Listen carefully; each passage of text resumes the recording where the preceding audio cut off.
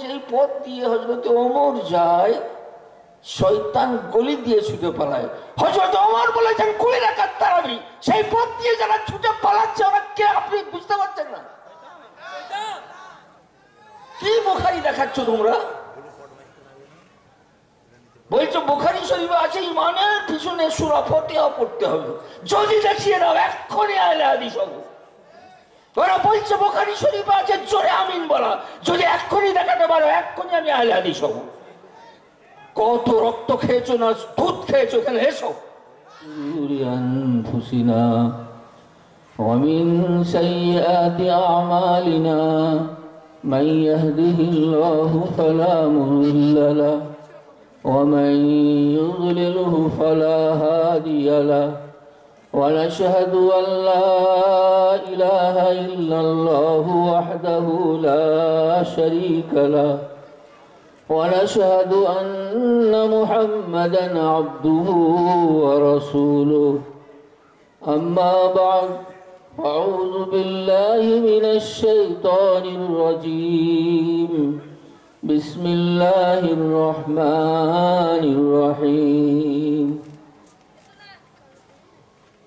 فاسألوا أهل الذكر إن كنتم لا تعلمون وقال تعالى في موضع آخر السابقون الأولون من المهاجرين والأنصار والذين اتبعوهم بإحسان رضي الله عنه ورضوا عنه وقال تعالى في موضع آخر يا أيها الذين آمنوا أطيعوا الله وأطيعوا الرسول وأولي الأمر منكم فإن تنازعتم في شيء فردوه إلى الله وإلى الرسول وقال تعالى في موضع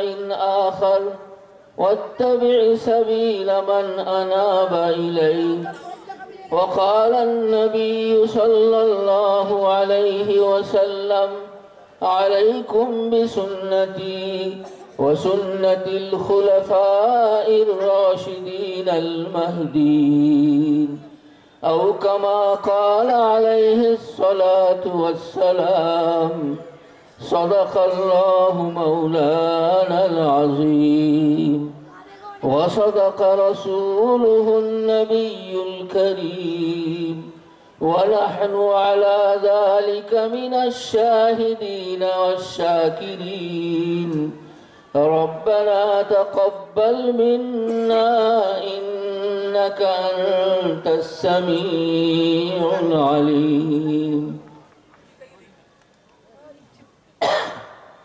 সর্বপ্রথম আর্থিক দৈহিক এবং মৌখিক সমস্ত প্রকার প্রশংসা জ্ঞাপন করি সেই মহান আল্লাহ তাবারক ওয়া তাআলার উদ্দেশ্যে, যিনি মানব জাতির হেদায়েতের জন্য যুগে যুগে আম্বিয়ায়ে কেরাম আলাইহিমুস সালাতু ওয়াস সালামদেরকে প্রেরণ করেছেন।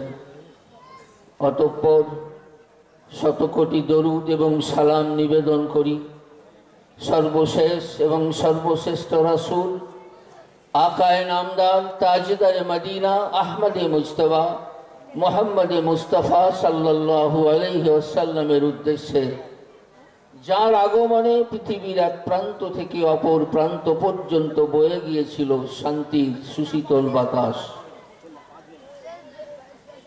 ভাই, আমরা এখানে আজকে উপস্থিত হয়েছি একটা বিশেষ উদ্দেশ্যকে সামনে রেখে। আজকের জলসা এদিক ওদিক থেকে শোনার নয়, এটা আপনার ইমানের প্রশ্ন, আপনার আমলের প্রশ্ন, আপনার সঠিক পথের উপরে প্রতিষ্ঠিত হওয়ার প্রশ্ন। এখানে যে সমস্ত আলোচনা হচ্ছে, অনেকে মনে হচ্ছে বেশ একটা ইন্টারেস্ট দিচ্ছে না, এদিক ওদিক ঘুরছে। এই অমুক রাবি এরকম, অমুক হাদিস এরকম, অমুক হাদিস এরকম, এরকম শুনতে আপনারা অভ্যস্ত না। ব্যাস জোশের সাথে মারপিটের একটা কিছু জলসা করে দিবে, বিশাল বলেছে। কিন্তু ভাই এগুলো আপনাকে একটা ক্লাস মনে করে শুনতে হবে। আজ ঘরে ঘরে ঘরে ঘরে ফিতনা ঢুকে গেছে। আপনাকে কিভাবে কি বুঝিয়ে কোথায় নিয়ে চলে যাচ্ছে আপনি নিজে বুঝতে পারবেন না। আপনি একটা পথের উপরে প্রতিষ্ঠিত আছেন, আপনার ছেলে দেখবেন সে মোবাইলে সে আবার কোথায় চলে যাচ্ছে। এটা যদি আপনি সঠিকভাবে না শুনেন, না বুঝেন, আপনি জিনিসটা উপলব্ধি করতে পারবেন না। আপনি ওটা ছেলে খেলা মনে করছেন। দুটো ছেলে সে উল্টো দিকে চলে গেছে, যাক। এটা এইভাবে চিন্তা করার জিনিস নয়। আজ ঘরে ঘরে সাহাবা বিদ্বেষী তৈরি হচ্ছে। আপনার সন্তান হয়তো হয়ে গেছে, আপনি জানেন না। আরে কোরআন হাদিস সবচেয়ে ভালো বেশি বুঝেছে কে বা কারা? আরে কেউ কিছু বলতে পারছেন না? সাহাবায়ে কেরাম।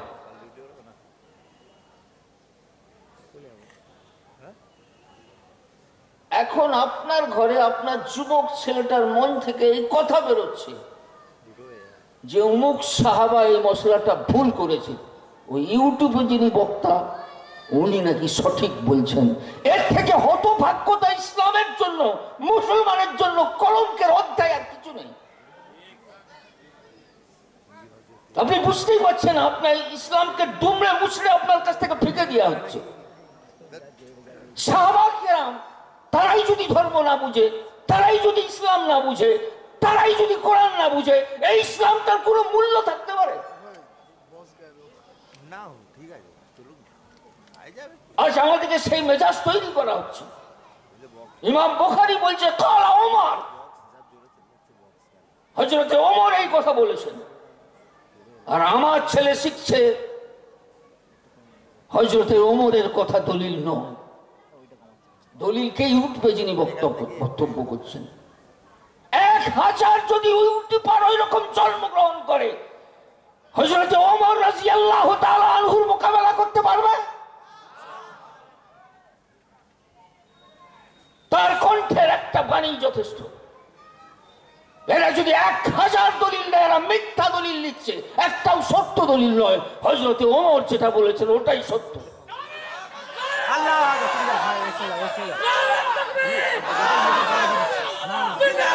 তার সার্টিফিকেট আল্লাহ রাসূল সাল্লাল্লাহু আলাইহি সাল্লাম দিয়েছেন, লাউ কানা বাদি নবী লাকানা ওমর। আমার পরে যদি কেউ নবী হতো হযরত ওমর হতো। সুবহানাল্লাহ।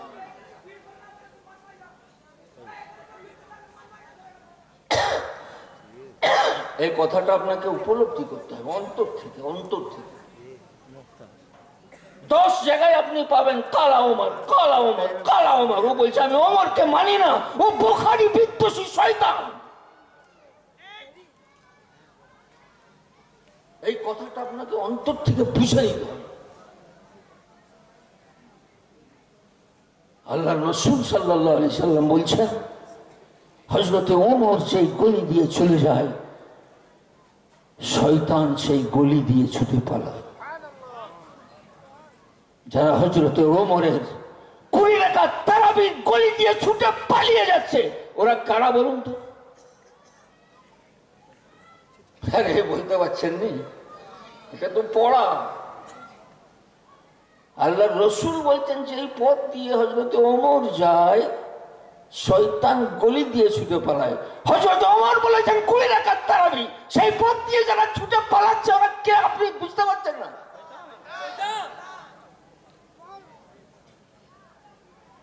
এই কথার মন থেকে উপলব্ধি করা। সেই ভাইরা আহলে হাদিস হয়ে গেছে, বলছে ওরা হাদিসের কিচ্ছুই বুঝে না, ওরা হাদিসের কিচ্ছুই বুঝে না।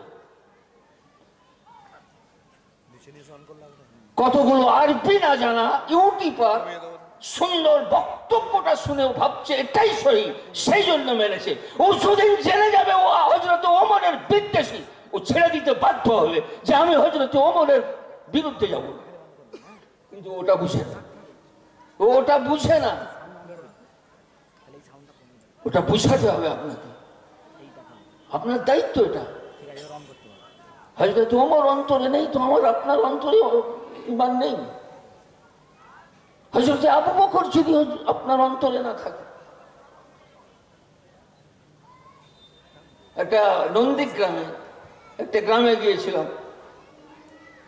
একজন আমার কাছে একজনকে ধরে আনলো,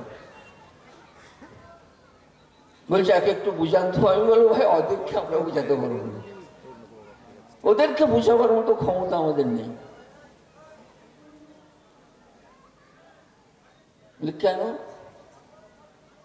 বলেও তো বুখারিও মানবে না।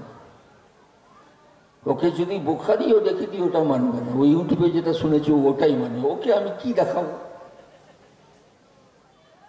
বুঝলে না না আপনি কিছু বলুন। আমি তাকে বললাম ভাই আমি যদি বুখারি শরীফে দেখিয়ে দিই তাহাজ্জুদের নামাজ আলাদা, তারাবির নামাজ আলাদা, এটা যদি বুখারি শরীফে দেখে দিই তুমি মানবে? ওই নন্দীগ্রামের একজন এসেছে, ও ছিল মনে হচ্ছে সেখানে। আমাদের বুখারি শরীফ খুলে যদি তোমাকে দেখিয়ে দিই যে তাহাজ্জুদ একটা আলাদা অধ্যায়, তার 200 পৃষ্ঠা পরে যখন রোজার মাস আসছে সেখানে তারাবির অধ্যায় ইমাম বুখারী রহমাতুল্লাহ আলাইহি লিখেছেন, এটা যদি তোমাকে দেখিয়ে দিই তুমি মেনে নেবে দুটো নামাজ আলাদা? বলছে আমি মেনে নেব। ওর এখন পূর্ণ বিশ্বাস যে না দুটো আলাদা আলাদা নামাজ নয়, আমাদের ইউটিউবে শুনেছি একই নামাজ। আমি বুখারী শরীফটা খুলে ওকে দেখালাম, দেখো এই তাহাজ্জুদ এত পৃষ্ঠায়, এই তাহাজ্জুদ, এই দেখো তারাবি, এইখানে গিয়ে তারাবি, দুটো নামাজ আলাদা, এটা তুমি মানবে না তো প্রথম কথা। বলছে আমরা এইসব মানি না, আমরা হাদিস কোরআন মানি। আরে আমি কি হাদিস কোরআনের বাইরে কিছু দেখালাম তাকে? ও বলছে আমরা হাদিস কোরআন মানি না, আমরা হাদিস কোরআন মানি, আমরা এসব কি দেখাচ্ছেন আমরা মানি না। ওকে আপনি কিয়ামত পর্যন্ত আর বুঝাতে পারবেন বুখারী খুলে দেখিয়ে দেওয়ার পরেও?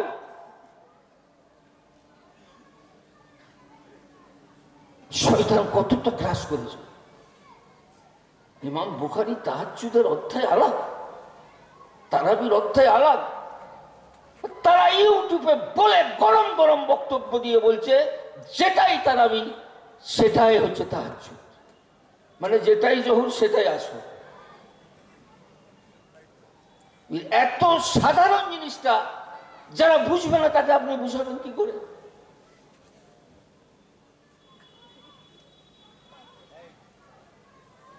আরে এগুলো শিক্ষার দরকার আছে না? আমি যদি হাদিস কোরআন নিয়ে অনেক কিছু বুঝাই আপনাদের মাথায় নাও ঢুকতে পারে। এই লাল কিতাবটা দাও।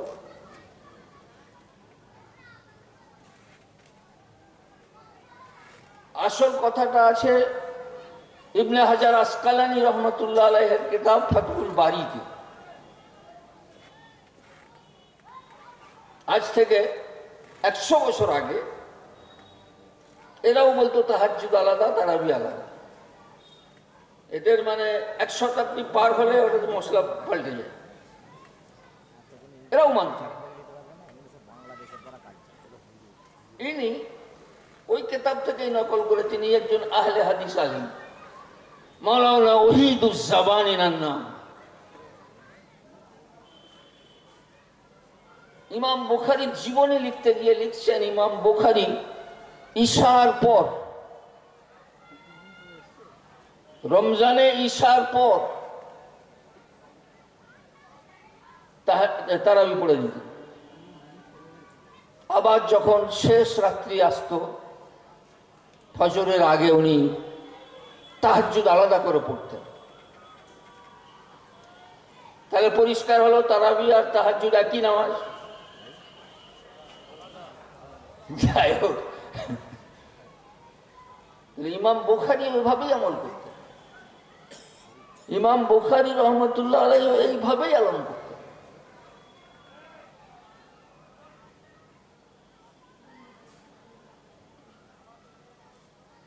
কিন্তু ওদিকে আপনি যতই বুঝান, ওই ইউটিউবে যেটা শুনেছি ওইটাই বুঝবে। ওটাই যদি ইমান হয়, বুখারীর প্রতি যদি ইমান না হয়, ওই যুবক ছেলেটাকে বলবো তুমি বেশি বুঝো না, তুমি তোমার ইমানের ব্যাপারে চিন্তা ভাবনা করো, তুমি তোমার ইমানের ব্যাপারে চিন্তা ভাবনা করো। এ কথার দায়িত্ব নিয়ে বলে যাচ্ছি। আমরা বক্তৃতা করে চলে গেলে ওনারা মসজিদে গিয়ে বলেন যে সব মিথ্যা কথা বলে গেল।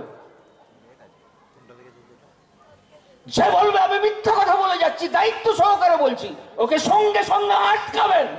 ওর কত ক্ষমতা আছে, কোন ওদের শেখ আছে, তাদেরকে ধরে নিয়ে আসবে, আমি সাব্যস্ত করে দিয়ে যাব তাহাজ্জুদ আলাদা, তারাবি আলাদা। সঙ্গে সঙ্গে আটকাবেন। আমরা ভুল বলছি আর ওরা ঠিক বলছে।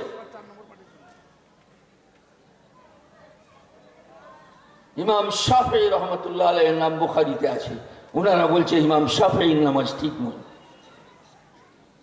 ইমাম আহমদ ইবনে হাম্বলের নাম ইমাম বুখারী রহমতুল্লাহ আলাইহি বলেছেন, কাল আহমদ ইবনে হাম্বল, আমার উস্তাদ ইমাম আহমদ ইবনে হাম্বল বলেছেন। ওরা বলছে ইমাম আহমদ ইবনে হাম্বলের নামাজ ঠিক নয়। ইমাম বুখারী বলছেন কাল মালিক, ইমাম মালিক রহমতুল্লাহ আলাইহি কথা বলেছেন। ওই বদমাশরা বলছে যে ইমাম মালিক রহমতুল্লাহ আলাইহির নামাজ ঠিক নয়। আমরা 1500 বছর পরে যেই নামাজের কথা বলছি এটা ঠিক। ইমাম মালিকের নামাজ ভুল, ইমাম শাফেঈর নামাজ ভুল, ইমাম আহমদের নামাজ ভুল, ইমাম আবু হানিফার নামাজ ভুল। এদের মতো জঘন্য মানুষ পৃথিবীতে বলছে আমরা বুখারী মানি। আরে বুখারী বলছে কালা মালিক, তুমি বলছো মালিকের নামাজ ভুল, বলছো আমি বুখারী মানি।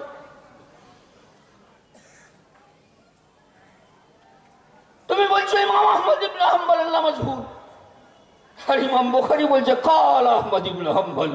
আমাকে এই মশলা ইমাম আহমদ ইবনে হাম্বল বলেছে। তুমি বলছো ইমাম আহমদ ইবনে হাম্বল ভুল। ইমাম আহমদ ইবনে হাম্বল যদি ভুল হয়, এ বুখারীটা ভুল ভুল ভুল, এটা জাল কিতাব।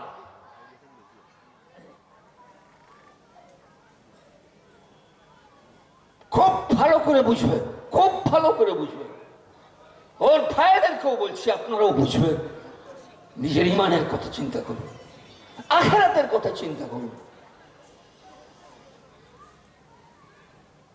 ইমাম আহমদ ইবনে হাম্বল যদি পেশাব করে, কত ইউটিউবার জন্মগ্রহণ করে,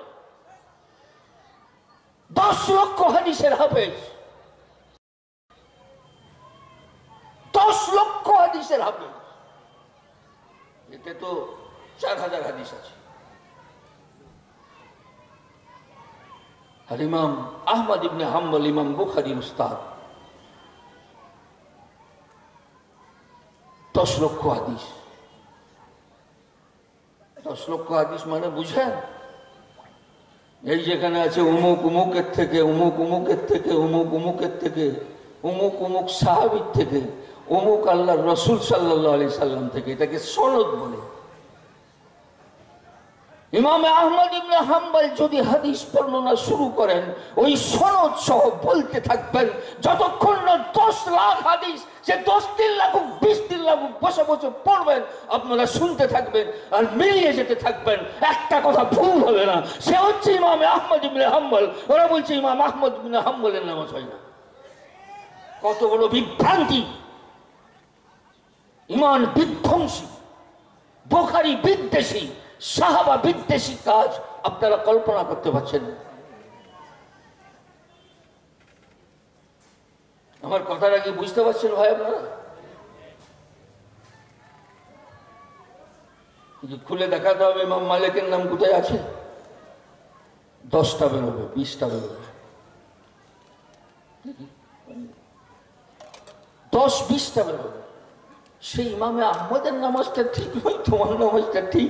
হায় রে হতভাগ্য, হায় রে হতভাগ্য। ইমাম মালিকের নামাজটা ঠিক নয়, যার বুখারীতে নাম আছে, তোমার নামাজটা ঠিক। হায় রে হতভাগ্য। বলছে আমরা বুখারী অনুসারে চলি। ও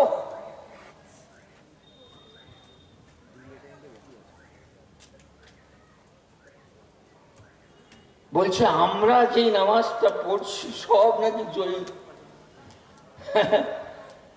ও ওকে যদি সহি আর জয়ীফ বলা যায়, ও সহি জয়ীফ বলতে পারবে না, বলতে পারবে না। চ্যালেঞ্জ। ওনাদের ফর্মুলা অনুসারে ওনারা যদি সহি জয়ীফ হাদিসের সংজ্ঞা, ডেফিনেশন কাকে বলে বলে দিতে পারেন, ওনাদের ফর্মুলা অনুসারে আমি এখানে আহলে হাদিস হয়ে চলে যাব, আমি হানাফি থেকে তওবা করব। ওরা পারবে না, পারবে না, পারবে না, কিয়ামত পর্যন্ত পারবে। নারে তাকবীর, নারে তাকবীর।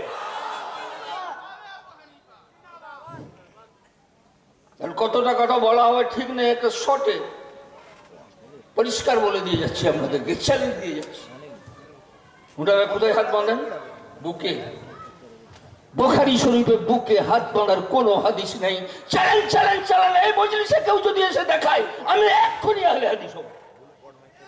কি বুখারী দেখাচ্ছ তোমরা? বলছো বুখারী শরীফে আছে ইমানের পিছনে সূরা ফাতিহা পড়তে হবে, যদি দেখিয়ে দাও এক্ষুনি আহলে হাদিস হব। ওরা বলছে বুখারী শরীফে আছে জোরে আমিন বলা, যদি এক্ষুনি দেখাতে পারো এক্ষুনি আমি আহলে হাদিস হব। কত রক্ত খেয়েছো না দুধ খেয়েছো, এখানে এসো।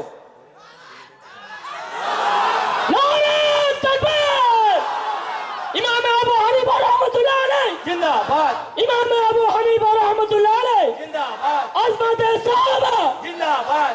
বলছে ইমামে আবু হানিফা হাদিস জানতেন। আর এই কথা আপনাদের কানে পৌঁছাচ্ছে না পৌঁছায়নি? বলছে ইমামে আবু হানিফা রহমতুল্লাহ আলাইহি কিতাব জানতেন, হাদিস ওনার জানা ছিল না।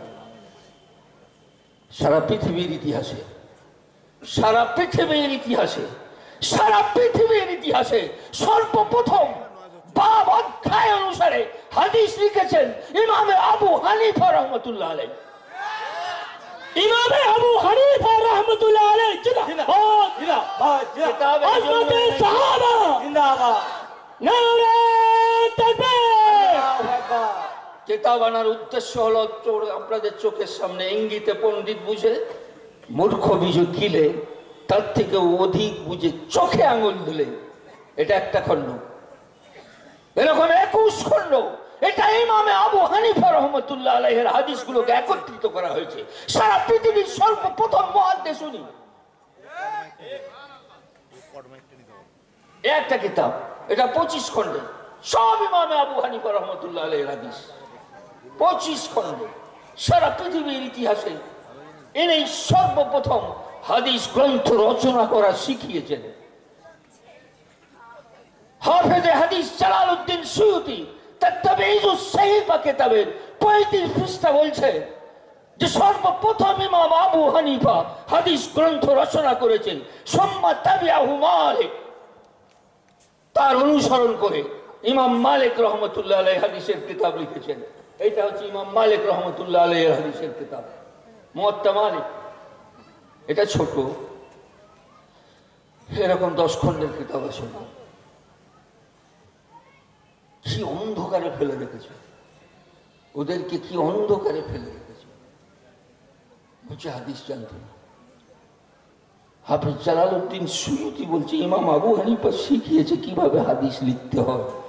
তার অবদান ইমাম বুখারীর উপরে, তার অবদান ইমাম মুসলিমের উপরে, তার অবদান ইমাম আবু দাউদের উপরে, তার উপরে ইমাম তিরমিজি রহমতুল্লাহ আলাইহির অবদান। বিশ্বের যত মুহাদ্দিস সবাই শিখেছে কিভাবে হাদিস লিখতে হয়। এটা জানার দরকার আছে না? নেই? ফিতনা, ফিতনা, ওটা একটা ফিতনা, ওটা একটা ফিতনা। একটাও বুখারী শরীফের হাদিসের উপরে আমল নেই। পুরো ইমাম বুখারীর বিদ্বেষী ওরা। ইমাম বুখারী বলছে 2 হাতে মুসাফা করো, ওরা ক হাতে মুসাফা করে? বলছে আমরা বুখারী মানি, বলছে আমরা বুখারী মানি। ওদের এত খুজলির বিমারি, সালাম ফিরিয়ে উঠে পালিয়ে যাবে। এত খুজলানি কিসে ভাই? আরে আল্লাহর কাছে ইবাদত করলে একটা হাত তুলে আল্লাহর কাছে দোয়া চাইবে না? হাই রে হতভাগা। আপনাদেরকে বলে দিবে হাদিসে নেই, এই আপনাদেরকে আল্লাহর কাছে দোয়া করা থেকে বঞ্চিত করছে। আপনাদের আমাদের ঈমান নষ্ট করে দিচ্ছে। ইমাম বুখারী ওই দ্বিতীয় খণ্ডটা দাও, কিতাবুদ দাওয়াত, কিতাবুদ দাওয়াতে ইমাম বুখারী রাহমাতুল্লাহ আলাইহি বলছেন আদ-দুআ বাদা সালাহ, নামাজের পরে দোয়ার অধ্যায়। দোয়া করতে হবে নামাজের পরে। আর ওদের খুঁজলি ওরা সালাম ফিরিয়ে কোন দিকে পালাবে আর রাস্তা খুঁজে পাবে না। ওরা বুখারী বিদ্বেষী। বুখারী বলছেন আদ-দুআ বাদা সালাহ।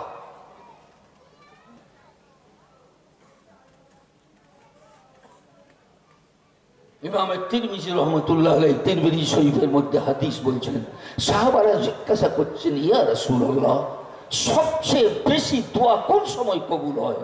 আল্লাহর রাসূল সাল্লাল্লাহু আলাইহি সাল্লাম বলছেন তাহাজ্জুদের সময় আর প্রত্যেক ফরজ নামাজের পর দোয়া আল্লাহর কাছে কবুল হয়।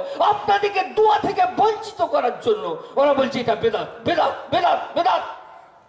ইমাম বুখারী বলছেন দোয়া বাদা সালাহ, নামাজের পর দোয়া। দেখাবার উদ্দেশ্য, কেউ যদি মনে করছেন আমি ভুল দেখাচ্ছি এসে দেখে নেন। আর দোয়া ও বাদা সালাহ ইমাম বুখারীকে ভুল আর মিথ্যা প্রমাণ করার জন্য বাংলা বুখারী লিখেছে, এর মধ্যে 2 পৃষ্ঠা কালি দিয়ে কলম করে ইমাম বুখারী যেহেতু বলে গেছে ফরজের পরে দোয়া, ওনারা দোয়াটাকে তুলে দেওয়ার জন্য কোন সাহাবীর হাওয়ালা নয়, কোন হাদিসের হাওয়ালা নয়। ওনারা হাওয়ালা দিচ্ছে অমুক মাওলানাই বলেছে, অমুক মাওলানা, বেশি ওদেরই মাওলানা। আপনি বলবেন এতগুলো হাওয়ালা, এত লোক বলছে, সব আহলে হাদিস মাওলানা। নিজেদেরই ছুরি, নিজেদেরই বই যেভাবে হক কেটে দিয়ে চলে 2 পৃষ্ঠা লিখছে যে দোয়া করা যাবে না, এটা প্রমাণ করার চেষ্টা করেছেন।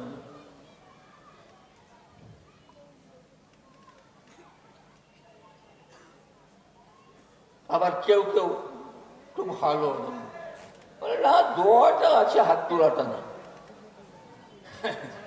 আরে দোয়া থাকবে, হাত তোলা থাকবে না। এত অন্য মানুষকে বুঝাবার কি প্রয়োজন আছে আমি জানি না।